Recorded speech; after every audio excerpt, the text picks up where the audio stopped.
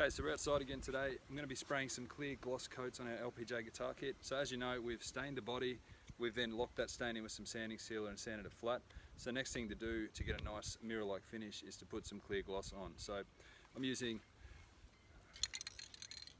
Rust-Oleum 2X Ultra Cover Gloss Clear, and it's same process as any other spraying.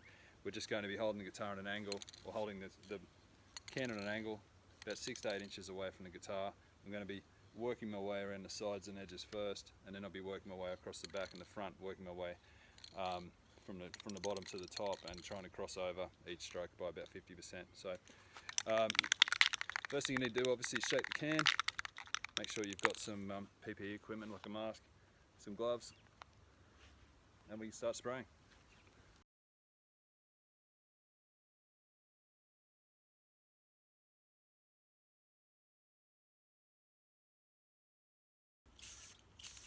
And that's all I'll be looking to do for a first coat. So I'll let that dry now for about 10 minutes and I'll follow it up with a second coat.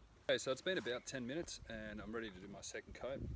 As I said earlier, you do want to get back to doing your second coat, you know, at least within an hour. If you leave it any longer than that, you have to leave it for about 24 hours and then scratch up that surface a little bit. The reason being, all these finishing products will adhere to the previous coat when there's something for it to grip onto, like it's a little bit tacky. If it dries off, you're going to need to rough it up a little bit just so it's got something for the next layer to adhere to. So, as I said, it's been about 10 minutes. I'll shake the can up again. The other thing I've got, as per I use with colour coats, I've got some very hot water here, and I'm just going to dip that nozzle in just for a start, just to stop any build-up around that nozzle, and I'm just going to clear the end. And from there, it's just the same as applying the first coat. Probably just apply it a little bit heavier this time.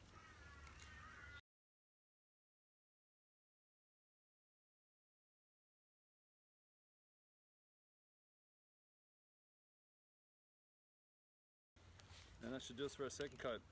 So do the third coat, same as the second. I'll come back in about 10 to 15 minutes and follow up with a heavier third coat. But that'll be much the same as the process we've just done here.